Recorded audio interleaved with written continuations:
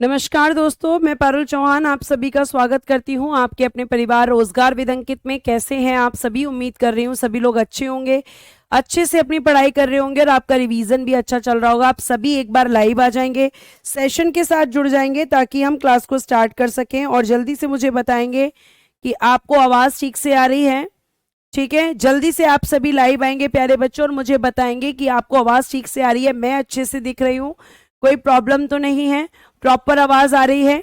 ठीक है, बताएंगे एक बार सब कुछ डन है और फिर हम अब स्टार्ट करेंगे आपका अगला चैप्टर। कल मैंने आपको अनुसूचियां पढ़ाई थी, अनुसूचियां आपकी खत्म हो चुकी हैं और प्यारे प्यारे बच्चों आज की क्लास में मैं आपको पढ़ाऊंगी संविधान सभा का निर्माण। संविधान सभा का निर्माण आपका फर्स्ट चैप्टर जो आपकी सबसे ज्यादा डिमांड है। संविधान सभा का निर्माण, formation of constituent assembly, formation of constituent assembly, constituent assembly. ठीक है प्यारे बच्चों, फॉर्मेशन ऑफ कॉन्स्टिट्यूएंट असेंबली ये आपको यहाँ पर आज का चैप्टर है आपका, इसको हम करेंगे यहाँ पर। ठीक है, जल्दी से आप सभी लाइव आ जाएंगे, सब कुछ डन है। थैंक यू बेटा रिस्पांस करने के लिए। अरुण, सलोनी, रवि, मुस्कान, सत्या, खुशी, रानी, श्रुति, निरंजन, अमन, महेंद्र, आप सभी को मेरी तरफ से गुड इवनिंग, नमस्ते, राधे राधे, राम राम प्यारे प्यारे से बच्चों। कैसे हैं आप सभी? चलिए स्टार्ट करते हैं क्लास और देख लेते हैं। अच्छा, अभी शेड्यूल्स हैं, ओके। हाँ, आपकी 4 शेड्यूल्स बची हैं, कोई बात नहीं, पहले हम उसको कंप्लीट कर लेते हैं फिर इसको शुरू कर लेंगे, लेकिन आपका चैप्टर यही रहने वाला है। चलो 8 शेड्यूल हुई हैं। अब देखिएगा जरा 9th शेड्यूल। ठीक है, 9th शेड्यूल क्या है, 9वीं अनुसूची क्या है, जो मैं आपको हाथ से लिखकर बता रही हूं, केवल नोटबुक में आपको वही नोट करना है। ठीक है, ध्यान से सुनिएगा। तो 9th शेड्यूल में क्या है? हाँ बेटा करवा रही हूँ, सॉरी बच्चा करवा रही हूँ। 9th शेड्यूल देखिएगा, क्योंकि आपके मूल संविधान में 8 अनुसूचियां थी, यानी कि शुरुआत में 8 अनुसूचियां थी 26 जनवरी 1950 तक। उसके बाद में आपकी जो है 12 अनुसूचियां हुई हैं, यानी कि आपके संविधान में संशोधन हुआ होगा, आपका संविधान अमेंड किया गया होगा। तो 9th शेड्यूल को प्यारे बच्चे क्या किया गया है? हम कहेंगे कि 9th शेड्यूल को एड ऑन किया गया है, इसे प्यारे बच्चे जोड़ा गया है। क्या किया गया है? एड ऑन किया गया, जोड़ा गया। और एड ऑन करने के लिए हमने किया, लिखिएगा हिंदी में, प्रथम संविधान संशोधन, प्रथम संविधान संशोधन, प्रथम संविधान संशोधन 1951, 1951, first constitution, first constitution amendment 1951। प्यारे बच्चे 8th के बाद जितनी भी शेड्यूल्स हैं सबको जोड़ा गया है, क्योंकि ये मूल संविधान में नहीं थी। ठीक है, तो प्यारे बच्चे आपका प्रथम संविधान संशोधन किया गया और इसमें क्या रखा गया है? इसमें रखा गया है मैम लैंड रिफॉर्म्स को, इसमें रखा गया है भूमि सुधार, इसमें रखा गया है लैंड रिफॉर्म्स, इसमें रखा गया है भूमि सुधार। इसको आपको बहुत अच्छे से समझना है। तो इसमें क्या है? लैंड रिफॉर्म्स है, भूमि सुधार है, आपकी 9th नंबर की शेड्यूल में, 9वीं अनुसूची में। किस संशोधन के द्वारा जोड़ी गई है? तो आप कहेंगे फर्स्ट कॉन्स्टिट्यूशन अमेंडमेंट, यानी कि प्रथम संविधान संशोधन 1951। ठीक है, प्रथम संविधान संशोधन 1951। उसके बाद प्यारे बच्चे आपकी नेक्स्ट शेड्यूल है 10th शेड्यूल, 10th शेड्यूल 10वीं अनुसूची।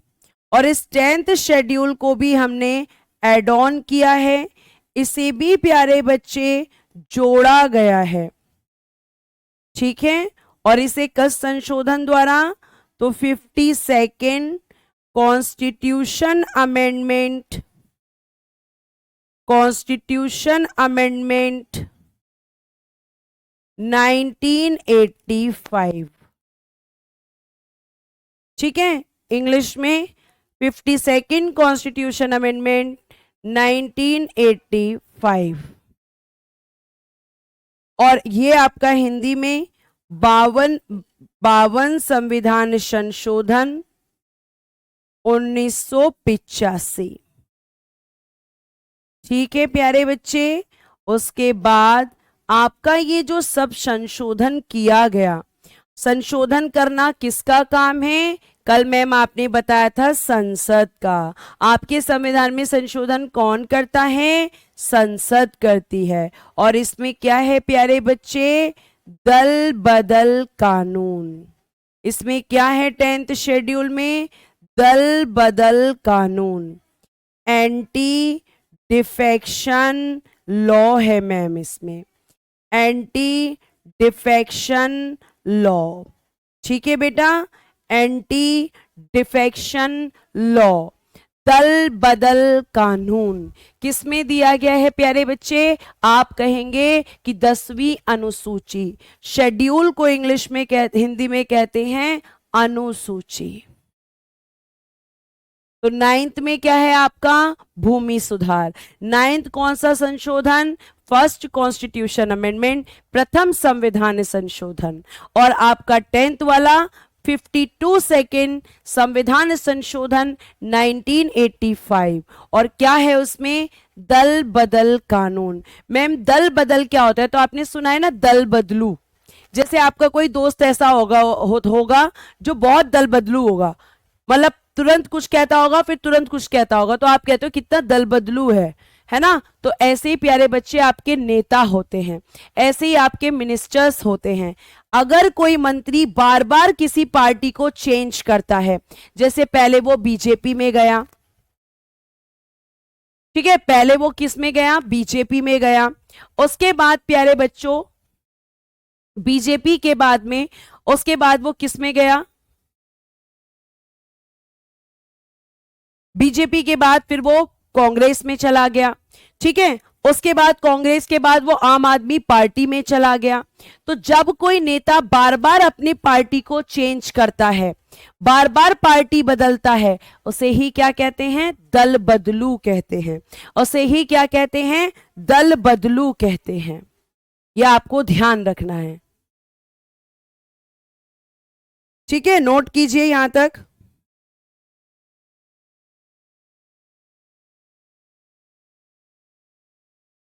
ठीक है, उसे ही क्या कहते हैं, दल बदलू कहते हैं।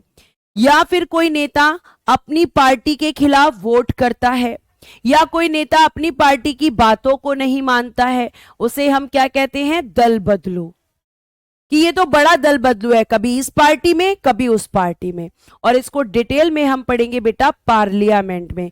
उस समय मैं आपसे पूछूंगी कि दल बदल आपका संविधान की किस अनुसूची में है, तो आप आंसर क्या करेंगे, 10th में है मैम, ठीक है। आगे देखिए, 2 और बची आपकी, एक लिखिएगा 11th वाले में हम लोग 11 लोग मिलकर करेंगे पंचायत। इसको भी क्या किया गया है, एड ऑन किया गया, यानी कि जोड़ा गया।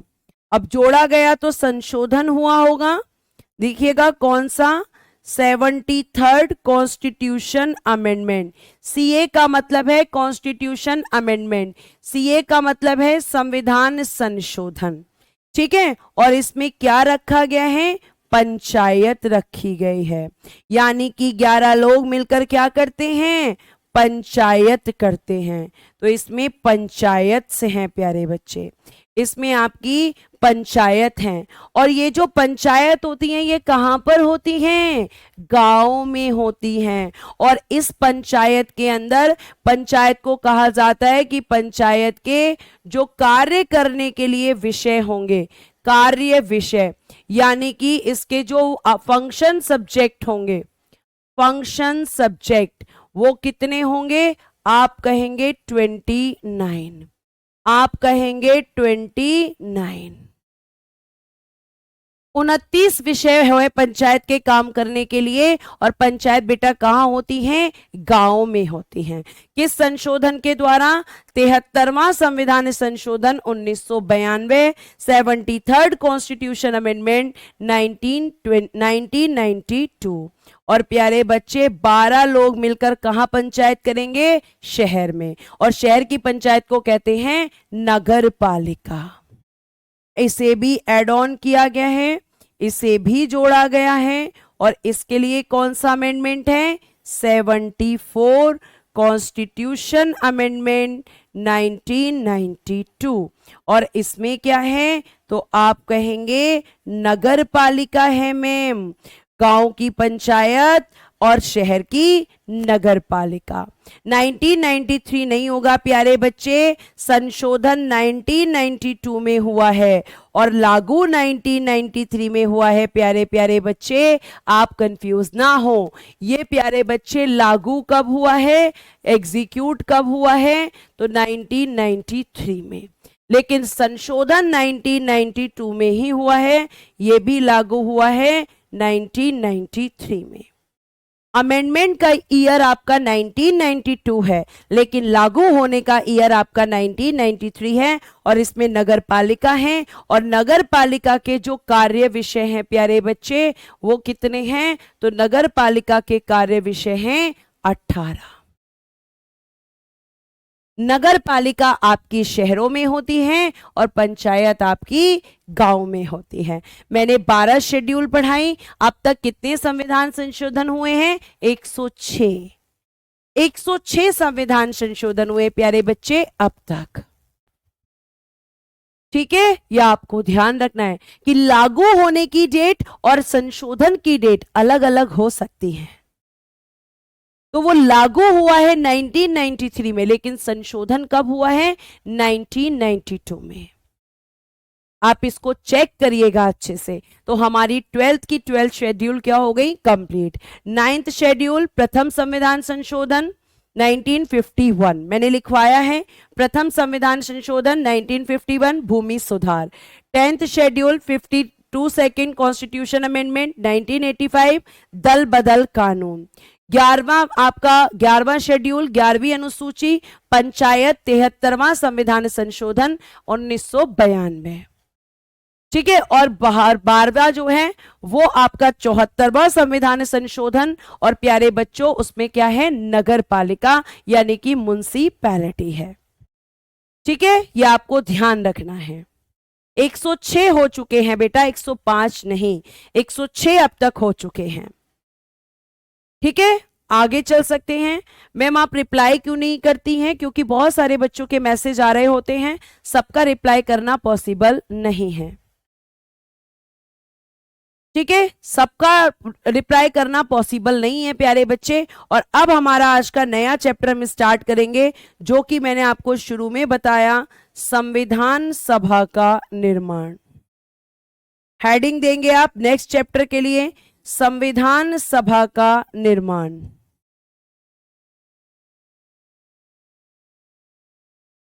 Formation of constituent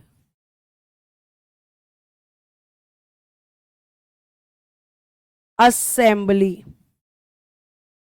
formation of constituent assembly.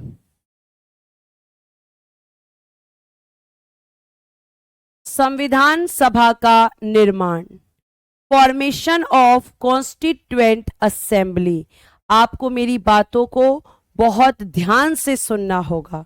उसके बाद मैम हिंदी में भी लिखो, हिंदी में ही तो लिखा है।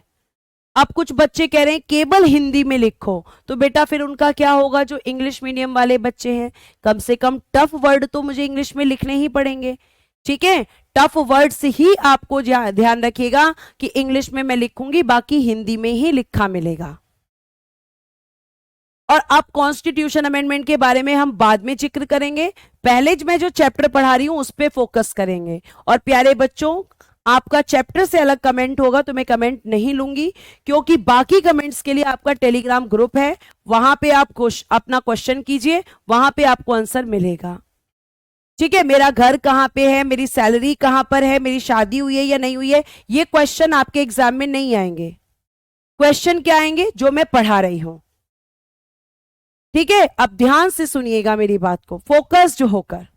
तो संविधान सभा का निर्माण, और ये संविधान सभा जो है प्यारे बच्चे, ये आपका पहला चैप्टर है जो मैंने सिलेबस में लिखवाया है। अब बात ये आती है कि संविधान सभा में मुझे एक वर्ड दिख रहा है, संविधान। सबसे पहले मुझे पता होना चाहिए कि संविधान क्या है। संविधान क्या है? संविधान क्या होता है? What is constitution?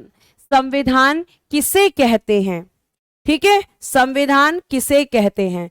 तो संविधान के बारे में आप सबसे पहले लिखेंगे कि संविधान एक वैधानिक दस्तावेज है। संविधान क्या है? एक वैधानिक दस्तावेज है। एक वैधानिक दस्तावेज है, यानी कि एक लीगल डॉक्यूमेंट है। ठीक है, क्या है ये? एक लीगल डॉक्यूमेंट है। और इस डॉक्यूमेंट के अंदर आपको क्या देखने के लिए मिलता है? आप कहेंगे कि ये जो डॉक्यूमेंट है, इसमें मैम हमें मिलते हैं देखने के लिए रूल्स एंड लॉज, नियम और कानून। नियम और कानून, यानी प्यारे बच्चों, संविधान एक दस्तावेज है, लेकिन दस्तावेज कैसा है? कानूनी दस्तावेज है, एक लीगल डॉक्यूमेंट है। और इस लीगल डॉक्यूमेंट में बहुत सारे रूल्स और लॉज हैं, बहुत सारे नियम और कानून हैं। और ये जो नियम और कानूनों की अगर हम बात करते हैं, तो आपको ध्यान रखना है कि ये नियम कानून क्या करते हैं। तो ध्यान से सुनना, किसी भी देश की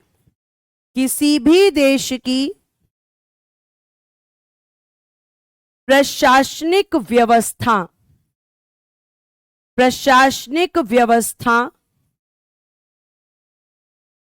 किसी भी देश की प्रशासनिक व्यवस्था, एडमिनिस्ट्रेटिव सिस्टम, प्रशासनिक व्यवस्था, एडमिनिस्ट्रेटिव सिस्टम,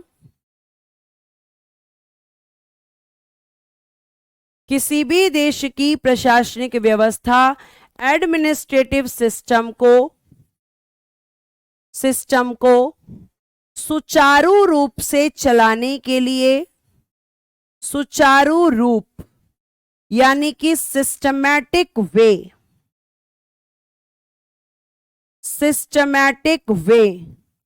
सुचारू रूप से चलाने के लिए संविधान की जरूरत होती है। सुचारू रूप से चलाने के लिए संविधान की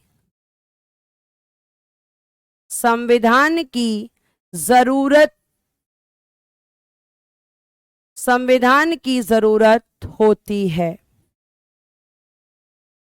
इसको हम कहते हैं कॉन्स्टिट्यूशन, यानी कि जिसमें नियम और कानून होते हैं। नियम और कानूनों के माध्यम से हम किसी भी देश की व्यवस्था को कैसे चल सकते हैं, कैसे चला सकते हैं? तो आप कहेंगे कि मैम संविधान के द्वारा चला सकते हैं, क्योंकि अगर नियम कानून नहीं होंगे तो कोई किसी की बात नहीं मानेगा, सब अपनी अपनी मर्जी चलाएंगे। तो इसलिए हमें अगर किसी देश को सही तरीके से चलाना है, तो उसको चलाने के लिए हमें किसकी जरूरत पड़ेगी? संविधान की जरूरत पड़ेगी। उसको चलाने के लिए हमें किसकी जरूरत पड़ेगी? संविधान की। अब लीगल क्या होता है? लीगल का मतलब होता है जिसे कानूनी मान्यता होती है। अगर आप संविधान के नियमों का पालन नहीं करेंगे तो आपको कोर्ट सजा देगा। आपको कोर्ट क्या देगा? सजा देगा। ठीक है। और अगर आप उस सजा से बचना चाहते हैं तो आपको संविधान का पालन करना पड़ेगा। जो बातें संविधान में कही गई हैं वो सभी को माननी पड़ती हैं और संविधान आपके देश में सबसे ऊपर होता है। ठीक है, तो आपको ध्यान रखना है बेटा। अनुसूचियां पूरी करवा दी मैंने, 12 की 12। ठीक है, तो ये एक वैधानिक दस्तावेज, वैधानिक का मतलब कि अगर इसका पालन नहीं करोगे तो आपको सजा मिलेगी।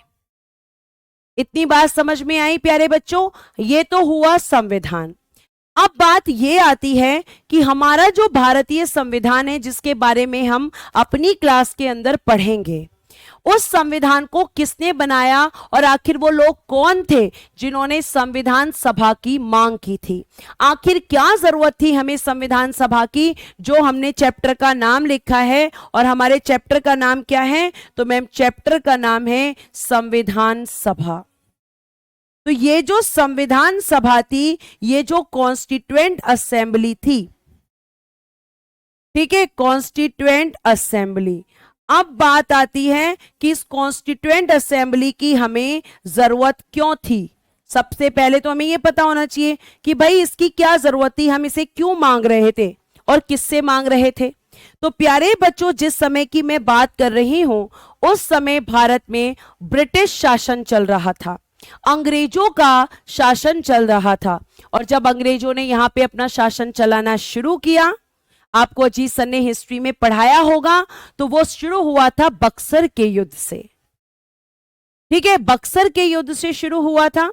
और बक्सर के युद्ध से जब उन्होंने शासन शुरू किया तो प्यारे बच्चों, उन्होंने केवल शासन शुरू नहीं किया, उन्होंने क्या किया? शासन शुरू करने के साथ साथ अपने नियम और कानून अपने हिसाब से बनाए।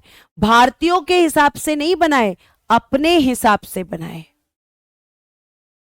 तो भारतीयों ने यह कहा कि एक बात सुनो भैया, तुम इतने नेता बन रहे हो, ये देश हमारा है, इस देश के लोग हमें, तो तुम यहां शासन कर रहे हो, फिर तुमने ऐसे नियम कानून बनाए हैं जो सिर्फ तुम्हें फायदा दे रहे हैं, हम उन्हें क्यों माने? हम तुम्हारे नियम कानून अब नहीं मानेंगे, हमें अपने नियम कानून चाहिए, हम अपने नियम कानून बनाना चाहते हैं। और उसके लिए तुम्हें क्या देना होगा? संविधान सभा देनी होगी। हमारे भारतीयों ने ब्रिटिश सरकार से कहा तुम्हारे नियम कानून नहीं मानेंगे हम, हमारा देश है और हम खुद अपने देश का संविधान बनाएंगे। और अपना संविधान बनाने के लिए हमें एक संविधान सभा चाहिए और वो हमें दो। तो सबसे पहले बात आती है कि संविधान सभा की जो मांग है, ठीक है, ये जो संविधान सभा है, इस संविधान सभा की जो मांग है, आखिर वो पहले किसने की? आखिर किसने ब्रिटिश से ये कहा सबसे पहले कि हमें संविधान सभा दो? किसने कहा ब्रिटिश सरकार से कि हमें संविधान सभा दो? लेकिन उससे पहले आपको जानना होगा कि विश्व में सबसे पहले किसने संविधान सभा के विचार का प्रतिपादन किया? लिखना, संविधान सभा के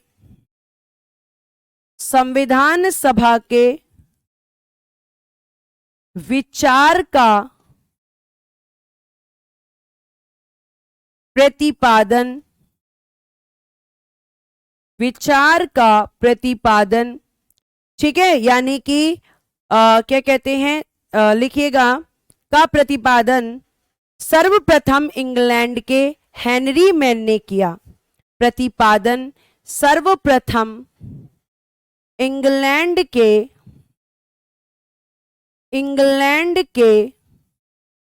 हेनरी मैन ने किया। इंग्लैंड के हेनरी मैन ने किया। तो सबसे पहले विश्व में किसने बात की? हेनरी मैन ने। इंग्लैंड के हेनरी मैन ने किया। इंग्लिश में लिखिएगा, the idea of constituent assembly, the idea of constituent assembly, the idea of constituent assembly was first propounded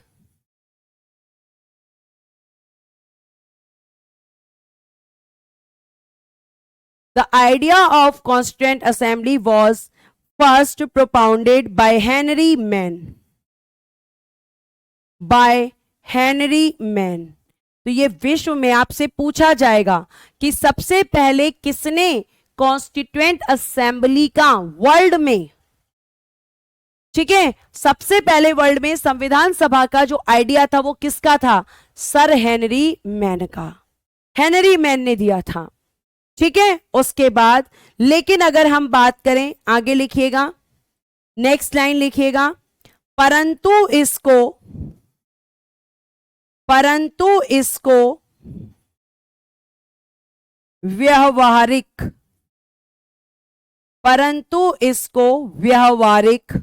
रूप में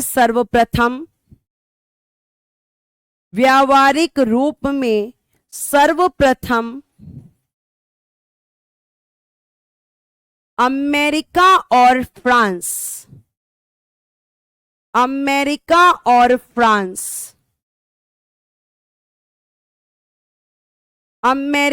और फ्रांस ने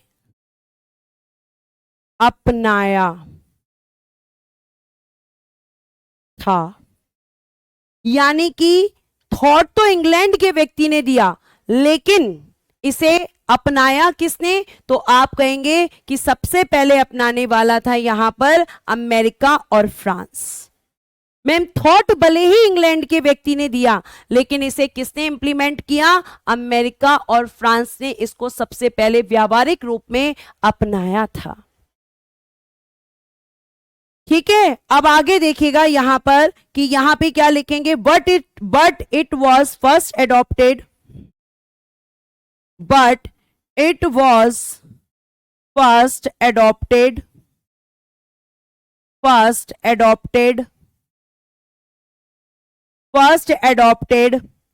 in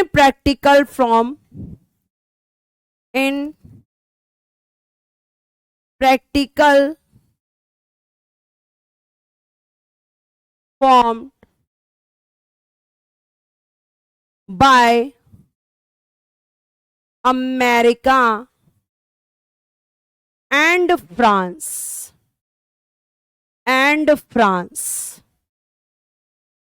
तो थॉट किसी ने दिया, ठीक है, हेनरी मैन ने, लेकिन अपनाया किसने? Form by America and France. Clear है? मैम आप प्लीज पीडीएफ से भी पढ़ाया करो, पीडीएफ भी लेंगे, पीडीएफ भी पढ़ाऊंगी। मैं आपको कई बार बोल चुकी हूं कि प्लीज प्यारे बच्चों इतना भरोसा रखो कि आपको कैसे पढ़ाना है, क्या पढ़ाना है, क्या बताना है, ये मुझे आपसे बेटर पता है। इतना तो विश्वास आपको रखना पड़ेगा। कब मुझे पीडीएफ लेनी है, कब नहीं लेनी है, ये सब आपसे ज्यादा मुझे पता है। ये चैप्टर क्योंकि हिस्ट्री से जुड़ा हुआ है, इसलिए मैं आपको हाथ से लिखकर बता रही हूं। जब इस चैप्टर के फैक्ट्स आ जाएंगे तो मैं फिर आपको कैसे पढ़ाऊंगी? पीडीएफ से पढ़ाऊंगी। हाँ, ज्यादा टाइम वेस्ट होता है लिखने में दोनों से, तो पीडीएफ भी हम लेंगे, परेशान मत होइए, ठीक है। अब देखिएगा, तो यहां पे किसने, अगर मैं आपसे क्वेश्चन पूछूं कि संविधान सभा का पूरे वर्ल्ड में किसने सबसे पहले आइडिया दिया? हेनरी मैन ने। लेकिन इसे अपनाया किसने? अमेरिका और फ्रांस ने इस आइडिया को अपनाया, ठीक है। अब बात करते हैं भारत की। अब हम बात करेंगे भारत की। तो बात है अब यहां पर भारत की कि जो हमारा प्यारा भारत देश है, इस भारत देश में जो संविधान सभा की मांग थी, संविधान सभा की मांग, आप मुझे क्वेश्चन का आंसर देंगे कमेंट बॉक्स में। Demand of constituent assembly, demand of constituent assembly,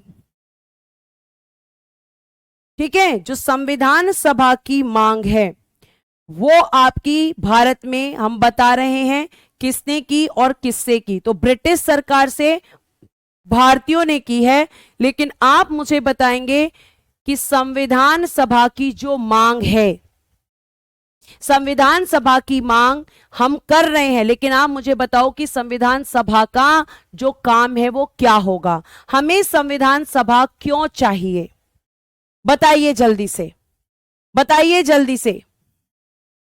Saloni class पे ध्यान दो, सारे क्वेश्चंस का आंसर आपको मिल रहा है, ठीक है। तो संविधान सभा का काम आप बताओ कि हमें संविधान सभा क्यों चाहिए, और डिमांड सबसे पहले किसने की, 1895 में, लिखिएगा बाल गंगाधर तिलक जी ने, बाल गंगाधर तिलक जी ने की थी। और ये कब की गई थी, तो आप कहेंगे 1895 में स्वराज बिल में।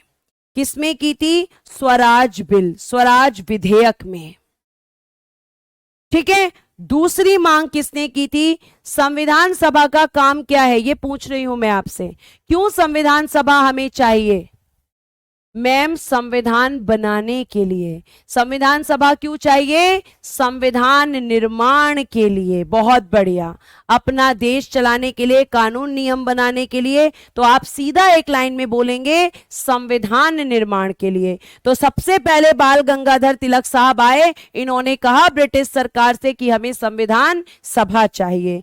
फिर प्यारे बच्चों, बाल गंगाधर तिलक जी के बाद महात्मा गांधी जी आए, और उन्होंने 1922 में महात्मा गांधी जी ने कहा कि हमें संविधान सभा चाहिए। फिर 1924 में प्यारे बच्चों ध्यान से सुनना, एक आपकी पार्टी आई, स्वराज पार्टी, या आपने इतिहास में पढ़ी होगी, अजीत सर ने आपको पढ़ाया होगा। तो 1924 में स्वराज पार्टी ने मांग करी कि हमें संविधान सभा चाहिए। और आपको मैं ये बता दूं कि ये जो स्वराज पार्टी है, इस पार्टी का जो गठन हुआ है, इस पार्टी को जो फॉर्म्ड किया गया, वो कब किया गया, तो आप बताओ, इस पार्टी के संस्थापक कौन थे, फाउंडर कौन थे, आपने पढ़ा होगा, आपको इतिहास में पढ़ाया गया होगा। तो आपसे इतनी उम्मीद तो मुझे होगी कि आप मुझे बताएंगे स्वराज पार्टी का गठन कब किया गया था। तो प्यारे बच्चे, इस पार्टी का गठन 1923 में हुआ था, और इसके गठन करने का जो स्थान था वो था इलाहाबाद। लेकिन आज हम इलाहाबाद को क्या कहते हैं, प्रयागराज। तो प्रयागराज में किया गया, और संस्थापक कौन कौन थे, CR दास, यानी कि चित्तरंजन दास, और प्यारे बच्चों आपके पंडित जवाहरलाल नेहरू जी के पिताजी पंडित मोतीलाल नेहरू, पंडित मोतीलाल नेहरू, ये इस पार्टी के संस्थापक थे। और इन लोगों ने मिलकर स्वराज पार्टी को 1923 में बनाया था। और इस पार्टी ने क्या कहा, इस पार्टी ने कहा कि हमें संविधान सभा चाहिए, यानी इसके गठन के 1 साल बाद इसने भी मांग करी संविधान सभा की, ठीक है। आपको ध्यान रखना है, स्वराज पार्टी, ठीक है। आगे देखिए, नेक्स्ट अगर हम बात करेंगे तो आगे देखिएगा, आगे यहां पर आपको ध्यान रखना है कि अगली मांग किसने करी। तो प्यारे बच्चों, अब आपकी अगली मांग की जाएगी 1934 में, और ध्यान रखिएगा यह क्या थी, प्रथम औपचारिक मांग, प्रथम औपचारिक मांग, प्रथम औपचारिक मांग, फर्स्ट, ठीक है, first official, first formal demand, first formal demand कब हुई है, 1934 में। बहुत पूछा जाता है किसने की है, एमएन रॉय ने, एमएन रॉय ने। सीधा सीधा फैक्ट आएगा, पहली मांग बाल गंगाधर तिलक ने, 1922 में महात्मा गांधी जी ने, 1924 में स्वराज पार्टी ने, और 1934 में एमएन रॉय ने। बहुत सारे बच्चे आंसर कर रहे हैं एमएन रॉय। मनीष पढ़ाया होगा बेटा, ऐसा कैसे हो सकता है कि नहीं पढ़ाया, ऐसा नहीं हो सकता, ठीक है। उसके बाद देखिएगा यहां पर, हो सकता है आप उस दिन क्लास में ना हो, उसके बाद प्यारे बच्चों अब आपकी होगी औपचारिक, का मतलब है जो आपकी फॉर्मल तरीके से की जाती है। मतलब आपने फॉर्मली बोल दिया कि हमें संविधान सभा चाहिए, लेकिन अभी अब आपके लिए क्या बोला जाएगा 1935 में। 1935 में प्यारे बच्चे इस डिमांड को करेगी आईएनसी। ये आपको बताया होगा, आईएनसी अजीत सर ने पढ़ाया होगा, Indian national Congress. Indian national Congress, Indian national Congress, यानी इसको लिखेंगे हिंदी में भारतीय राष्ट्रीय कांग्रेस। भारतीय राष्ट्रीय कांग्रेस इसने कब डिमांड की है 1935 में। ठीक है, आईएनसी की स्थापना अगर हम बात करते हैं तो प्यारे बच्चों आपको ध्यान रखना है कि इंडियन नेशनल कांग्रेस की जब हम बात करते हैं तो इंडियन नेशनल कांग्रेस के बारे में भी सुन लो, जैसे आईएनसी। तो आईएनसी की प्यारे बच्चे स्थापना, ठीक है, इसका संस्थापक, यह आपको पता होना चाहिए। तो स्थापना कब हुई है 28 ऑफ दिसंबर 1885 को, और संस्थापक कौन है ए ओ ह्यूम। ए ओ ह्यूम कौन था ए ओ ह्यूम, तो आप कहेंगे सेवानिवृत्त अंग्रेज अधिकारी। सेवानिवृत्त अंग्रेज अधिकारी, सेवानिवृत्त अंग्रेज अधिकारी।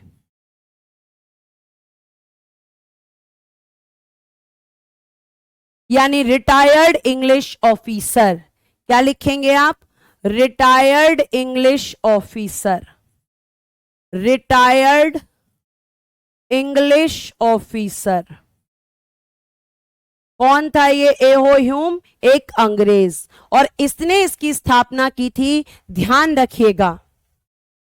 और ये स्थापना कब की थी, ए ओ ह्यूम ने 28 दिसंबर 1885 को। और इस कांग्रेस ने मांग कब करी है 1935 में। इस इंडियन नेशनल कांग्रेस ने कहा कि हमें संविधान सभा चाहिए, हमें आपसे संविधान सभा चाहिए। और ये ध्यान रखिएगा आईएनसी, आईएनसी के बारे में बेसिक इंफॉर्मेशन मैंने आपको दे दी है। अब बेटा आप देख रहे हो कि 1935 में आईएनसी ने डिमांड की। ठीक है, अब आईएनसी की डिमांड के बाद में आपको एक चीज बता दूं कि आईएनसी ने जब डिमांड की तो उसी समय पर आपका आया था 1935 का। ठीक है, 1935 में क्या आया था प्यारे बच्चे, आप कहेंगे भारत शासन अधिनियम। भारत शासन अधिनियम 1935 का एक अधिनियम आया, इंग्लिश में लिखेंगे एक्ट ऑफ 1935। Act of 1935। अब आप मेरी बात को जरा सुनना यहां से। अभी तक तो मैंने फैक्चुअल चीजें बताई कि किस किस ने और कब कब मांग की है, ये मैंने आपको बताया कि संविधान सभा की मांग किस किस ने और कब कब की है। अब मैं आपको बता रही हूं कि जब ब्रिटिश सरकार यहां पर शासन कर रही थी तो ब्रिटिश संसद कुछ अधिनियम पारित कर रही थी कि भारत में कैसे शासन किया जाएगा और उस शासन को कैसे किया जाएगा, इसके लिए ये अपने एक्ट पास कर रहे थे, जिसमें से इन्होंने एक एक्ट पास किया 1935 में। मैं दोबारा रिपीट करती हूं, 1935 में ब्रिटिश संसद ने एक एक्ट पास किया था, और वो कौन सा है, आपका एक्ट ऑफ 1935, 1935 का अधिनियम। और इस अधिनियम में क्या कहा गया था बेटा, जरा सुनना। इस अधिनियम में कहा गया था कि 1937 में 11 प्रांतों में यानी कि इन 11 प्रोविंस 11 प्रांतों में निर्वाचन करवाए जाएंगे, करवाए जाएंगे। तो क्या बोला इसने 1935 के अधिनियम में, क्या लिखकर आया था? ये लिखकर आया था मैम, इसमें लिखा था इस अधिनियम में कि 1937 में 11 प्रांतों में निर्वाचन करवाए जाएंगे। बोला कब था? 1935 के अधिनियम में ये बोला गया। अगर आप कंफ्यूज हो रहे हो तो यहां लिख सकते हो, इस डेट को भी बाद में लिख लेंगे। 1935 के अधिनियम में यह प्रावधान था कि 1935 के अधिनियम में कि 11 प्रांतों में निर्वाचन करवाए जाएंगे। यहां से इस डेट को हटाई दीजिए। क्या लिखा था इस अधिनियम में? इस अधिनियम में लिखा हुआ था कि 11 प्रांतों में निर्वाचन करवाए जाएंगे। ठीक है, 11 प्रांतों में निर्वाचन कराए जाएंगे। और किस चीज के निर्वाचन होंगे? तो आप लिखेंगे प्रांतीय विधानसभाओं के, प्रांतीय विधानसभाओं के, प्रांतीय विधानसभाओं के लिए। ठीक है, प्रांतीय विधानसभाओं के लिए लिखिएगा इंग्लिश में फॉर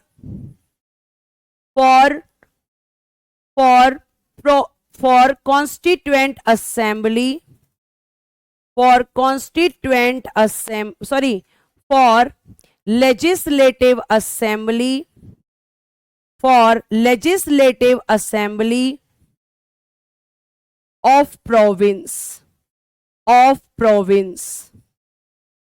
प्रांतों की विधानसभाओं के लिए। किसके लिए प्यारे बच्चों? प्रांतों की विधानसभाओं के लिए। ठीक है, प्रांतों की विधानसभाओं के लिए क्या कराया जाएगा? तो आप कहेंगे इलेक्शन। क्या कराया जाएगा? निर्वाचन। निर्वाचन को इंग्लिश में बोलते हैं प्यारे बच्चे इलेक्शन, इलेक्शन बोलते हैं। और मैंने कल आपको बताया था कि इलेक्शन 2 तरह के होते हैं। तो कल की क्लास में मैंने ये बताया था कि विधानसभा के लिए कैसे इलेक्शन होते हैं। तो बताओ, प्रत्यक्ष या अप्रत्यक्ष, डायरेक्ट या फिर इनडायरेक्ट? जल्दी बताइए। मांग किससे कर रहे थे मोहम्मद मतीन जी? अभी मैंने आपको बताया कि मांग कर रहे थे ब्रिटिश सरकार से। ब्रिटिश सरकार का शासन है बेटा। अगर आपको अपने देश में कुछ चाहिए तो आप किससे मांगते हो? सरकार से। आप सरकार से मांग करते हो रोजगार खत्म करो, गरीबी को खत्म करो। तो ये भी किससे मांग रहे हैं? ब्रिटिश सरकार से, क्योंकि उस समय किसकी सरकार है? ब्रिटिश की। क्या होगा? Direct direct direct direct. बहुत बढ़िया, शाबाश, बहुत बढ़िया। आपने बिल्कुल सही आंसर दिया है सारे बच्चों ने, और बहुत अच्छे से मुझे आंसर दिया है कि मैम आंसर होगा, कि आंसर होगा यहां पर डायरेक्ट इलेक्शन। बहुत बढ़िया प्यारे बच्चों, प्रत्यक्ष निर्वाचन। तो कैसे इलेक्शन होंगे? तो प्रांतीय विधानसभाओं में, विधानसभाओं के होते हैं प्रत्यक्ष निर्वाचन। और प्रत्यक्ष निर्वाचन में वोट कौन करता है? जनता करती है। मैम डायरेक्ट इलेक्शन होंगे कितने प्रांतों के लिए बोला है इसने? 11। प्रांत किसको बोलते हो आप? जिनको आज आप इस समय राज्य बोलते हो, जैसे यूपी, मध्य प्रदेश, केरल, कर्नाटक, महाराष्ट्र। उस समय उन्हें बोलते थे प्रांत। ब्रिटिश भारत में राज्यों को क्या कहते थे? प्रांत कहते थे बच्चा। क्या कहते थे? प्रांत कहते थे। तो डायरेक्ट इलेक्शन होगा, प्रत्यक्ष निर्वाचन होगा।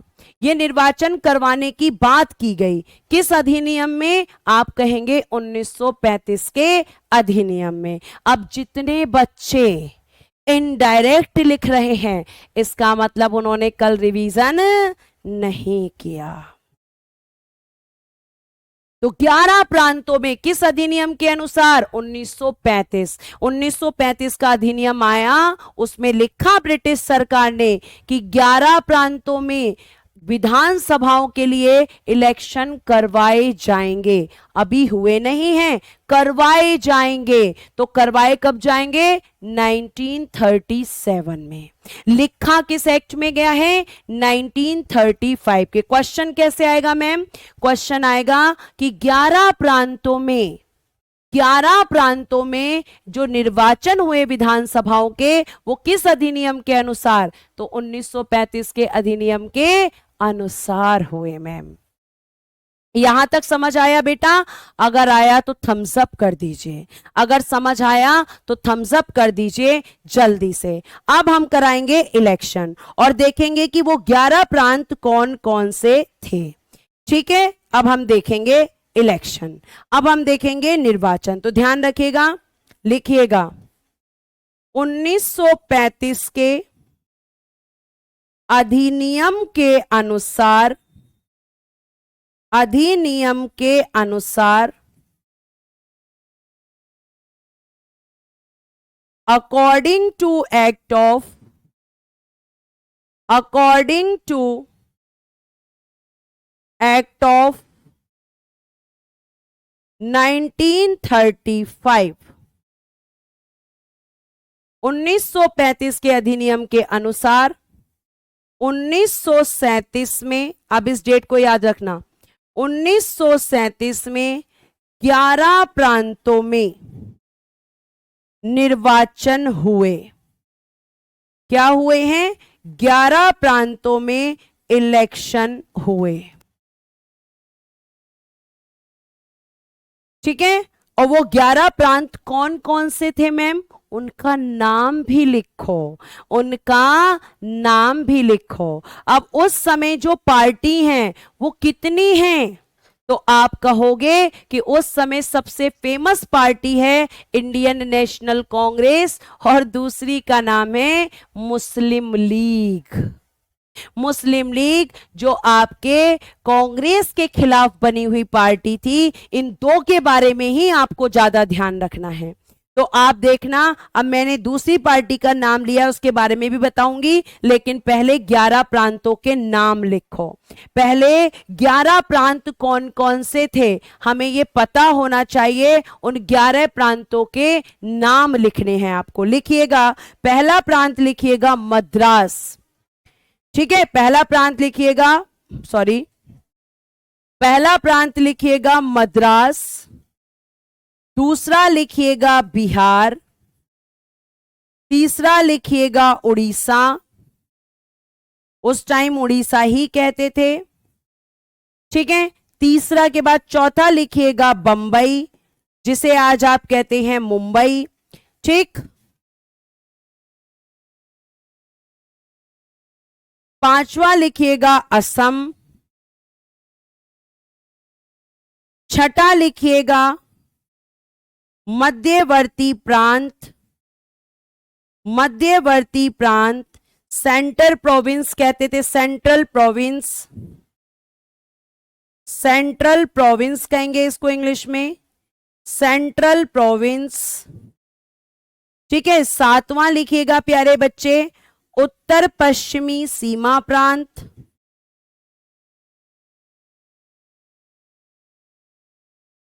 ठीक है, एक मिनट, एक मद्रास, बिहार, उड़ीसा, बंबई, असम, मध्यवर्ती प्रांत, उत्तर पश्चिमी सीमा प्रांत। लिखिएगा उत्तर पश्चिमी सीमा प्रांत, सीमा प्रांत इंग्लिश में लिखिएगा north west, north west frontier province, frontier province. ठीक है, कितने हो गए? 7 हो गए। अब लिखिएगा 8 संयुक्त प्रांत, जिसे आज आप उत्तर प्रदेश कहते हैं। संयुक्त प्रांत, उस समय इसे कहते थे यूनाइटेड प्रोविंस, और आज आप इसे क्या कहते हैं? यूपी, उत्तर प्रदेश। तो ये जो 8 हैं, ध्यान से सुनिएगा, 11 में से 8 प्रांतों में, 8 प्रांतों में आईएनसी, इंडियन नेशनल कांग्रेस ने सरकार बनाई, सरकार बनाई। अब दिमाग में क्वेश्चन है कि मैम 3 कौन से थे जहां पर आईएनसी की सरकार नहीं बनी? तो आप कहेंगे तीन कौन से हैं वो? सिंध, पंजाब और प्यारे बच्चे बंगाल। लिख दीजिएगा, इन तीनों जगह आईएनसी की सरकार नहीं बनी, आईएनसी की सरकार नहीं बनी, क्योंकि प्यारे बच्चों इन जगहों पर या तो कोएलिशन गवर्नमेंट बनी या फिर मुस्लिम लीग की सरकार बनी। आपसे बस यही पूछा जाएगा कि इन निर्वाचनों में कांग्रेस की सरकार कितने जगह बनी, तो 8 जगह। कौन सी 3 जगह नहीं बनी? सिंध, पंजाब और बंगाल में नहीं बनी मैम। अब यहां पे क्या बन गया? कांग्रेस के मंत्रिमंडल कितने राज्यों में बन गए, कितने प्रांतों में बन गए मैम? 8 में बन गए। किस में बन गए? 8 प्रांतों में कांग्रेस मंत्रिमंडल ने अपनी सरकार बनाई। इंडियन नेशनल कांग्रेस ने 11 में से 8 में अपनी सरकार को बनाया। ठीक है, यह आपको ध्यान रखना है। क्या प्यारे बच्चों आपको सारा समझ में आ रहा है? क्या यहां तक आपको बात समझ में आई कि किस एक्ट में कहा गया इलेक्शन होंगे, फिर इलेक्शन हुए, इलेक्शन कैसे हुए? डायरेक्ट। किसने भाग दिया? जनता ने भाग लिया। कितनों में कांग्रेस की सरकार बनी? 8 में। किस में नहीं बनी? तो आप कहेंगे सिंध, पंजाब और बंगाल में। 3 को याद रख लो जिसमें नहीं बनी, बाकी सब में तो बनी ही है। अगर समझ में आ गया है तो जल्दी से 11 प्रांत थे बेटा जिस समय ये इलेक्शन हुए हैं। ठीक है, सिंध कहां पड़ता है? पाकिस्तान वाले क्षेत्र में पड़ता है वर्तमान समय में। लेकिन जब मैं इस समय की बात कर रही हूं, इस समय ये भारत का ही हिस्सा है, क्योंकि अभी भारत का बंटवारा नहीं हुआ। क्लियर है? आपको ध्यान रखना है। थैंक यू बेटा फॉर योर रिस्पॉन्स प्यारे बच्चे, आपका धन्यवाद। अब देखो मंत्रिमंडल तो बन गया, लेकिन अब होगी दिक्कत। और दिक्कत क्या होगी? शुरू होगा द्वितीय विश्व युद्ध, शुरू होगा सेकेंड वर्ल्ड वॉर, और यही पूरी कहानी गड़बड़ होगी।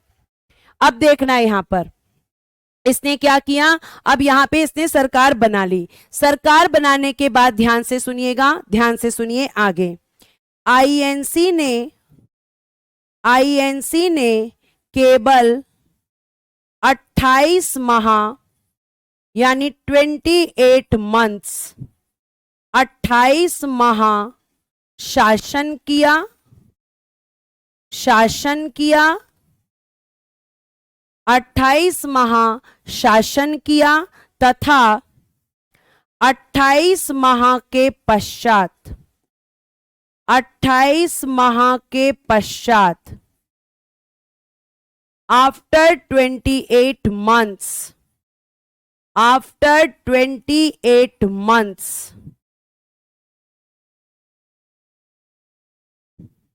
लिखिएगा, कांग्रेस ने मंत्रिमंडल या सरकार, ठीक है, मंत्रिमंडल या सरकार से त्यागपत्र दे दिया। से त्यागपत्र यानी कि रेजिग्नेशन, रिजाइन दे दिया। और रिजाइन कब दिया? अक्टूबर 1939 में। रिजाइन कब दिया? अक्टूबर 1939 में त्यागपत्र दे दिया। बस आज हम यहीं तक पढ़ेंगे और कल मैं आपको रीजन बताऊंगी कि आखिर ऐसा क्या हुआ कि पहले इसने इलेक्शन को जीता और जीतने के बाद केवल 28 मंथ्स में ही इसने रिजाइन किया। इसका कारण पढ़ेंगे हम कल की क्लास में। कल की क्लास में मैं आपको इसका कारण बताऊंगी। यहां तक रिवीजन करके आना और रिवीजन करने के बाद आपको चीजें और अच्छे समझ में आएंगी। कोई डाउट है तो उसे टेलीग्राम डाउट ग्रुप में पूछ लेना। आज के लिए धन्यवाद। अगर क्लास आपको अच्छी लगी है बेटा तो अपनी प्यारी प्यारी सी स्माइल देकर बाय बोलना। तो आज के लिए इतना ही। जय हिंद, जय भारत।